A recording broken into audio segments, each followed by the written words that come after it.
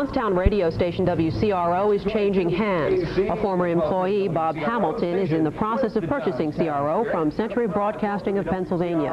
Hamilton now lives in California. The purchase price is believed to be close to $500,000. The sale will be finalized upon Federal Communications Commission approval. It's a part of nearly everyone's daily life. It's a companion, a friend, a source of information. It's radio. Marty Radovanek looks at the show and the business of radio in a new Center 6 Extra, Dialing for Dollars. I hope you are enjoying your lunch this Wednesday afternoon with Billy Joel. Here's his Uptown Girl from the new Key 95. WFBG, Friday morning, waking up to those snow flurries, and it is something else. We call these blue northers where I come from, down in Texas. WISC at 18 till 10 o'clock. Stick close and we'll get your AccuWeather forecast out for you. There are different formats, different types of music, different types of personalities, but all of them share a common bond, communications. Radio was born in an age when there was no television. In its early days, it was a source of information and entertainment, which is exactly what it is today. It is also big business. Millions of dollars a year are spent on radio, and every radio station in the country is fighting for its share. Everybody wants a slice of the pie, and it's really a numbers game when you come down to it, I guess. And you have to have a certain target that you're going after and concentrate on that. Nobody is going to get the whole pie. Those days are gone. The competition right now is pretty intense. The competition between all the local radio stations for the local retail dollars. On top of that, there's now two local television stations working this market, and that's another slice of the pie that goes. And of course, there's always the local newspaper that has a certain amount that it gets on a regular basis. To survive, you have to be prepared to run with them. If you can't run with the competition, you're gonna lose. Radio is very competitive, and you've got to do a good job and hit your target audience and go out and sell the sponsor on the fact that you are hitting that particular audience. In order to get their share of the advertising pie, radio stations have to develop their own identity. That process leads to a fight for ratings. Everybody wants to be number one. We'll look at how they do that and just how important those ratings are tomorrow night. Marty Radovanek, News Center 6. Radio stations are constantly battling for listeners and advertising dollars. It's a fierce competition, one that pits station owner against station owner, personality against personality. In part 2 of our Dialing for Dollars, Marty Radovanek looks at the battle that never ends. Hundreds of millions of dollars are spent every year by people always looking for that special bargain. And every radio station in the country wants to be the source you'll depend on for that information. Every radio station on the air today needs those vital advertising dollars to survive. So every radio station decides on its target audience. That's called demographics. What it means is that radio stations go after a particular segment of their audience, say men ages 18 to 34 or women 25 to 49.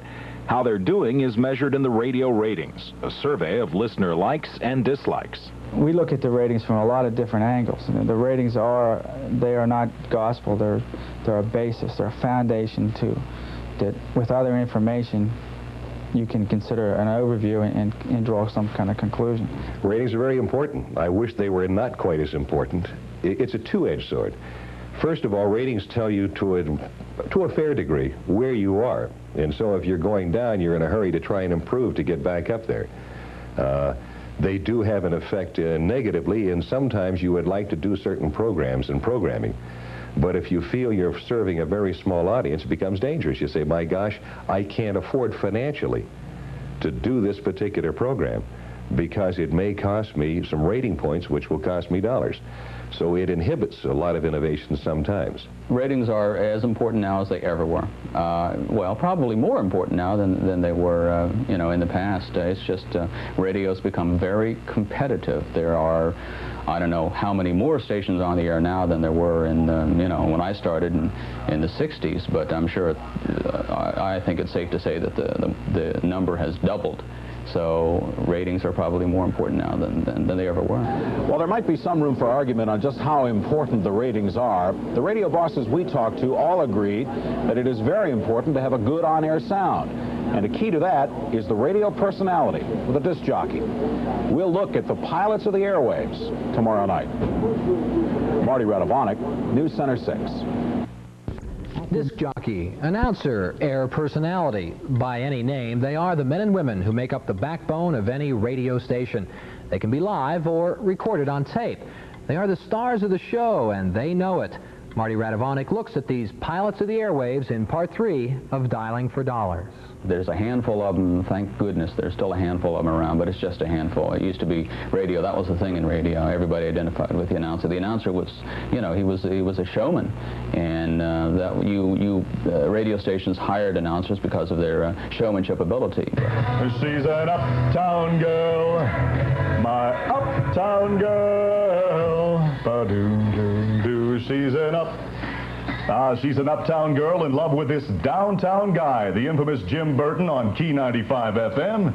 To communicate, to entertain people, and to communicate a sense that you are with that person, that the performer is right there in that same room with them. When people turn on their radios, if you can make them feel like you're part of their life, you're in there with them, sharing whatever they're doing, that's when you have succeeded. Have you ever been threatened? Not since the divorce. Radio personalities are a rare breed. In the major markets like New York and Chicago, they're better known than even the local politicians, and a lot are more controversial. But there are also some superstars in small market radio, especially in State College and Altoona. 38-year-old Sean McKay is the morning man at WFBG Radio in Altoona. His Good Morning Show is the highest-rated radio program in the Mountain City, and it's also the most controversial. Abrasive is another word people use, and obnoxious. Why? I don't like getting up in the mornings, to be honest with you. I hate getting up in the mornings. Then why do you do morning radio? They won't give me another shift. It's either this or be out of a job. You were talking about a former employee this morning. Our former sports director. Yeah. They fired him. Why? He wasn't any good. If someone came to you and said, hey, Sean McKay, I want to get in this business, what would you tell them? Stay away. Stay away. Why? Stay away. Bad wages, long hours. You don't get weekends off. You don't get holidays off. You don't make enough money. There's no security. You're only as good as your last show. No, I'd say stay out of the business. More on the stars of radio tomorrow with a look at Wendy and Kevin of WRSC State College. Marty Radovanek, News Center 6.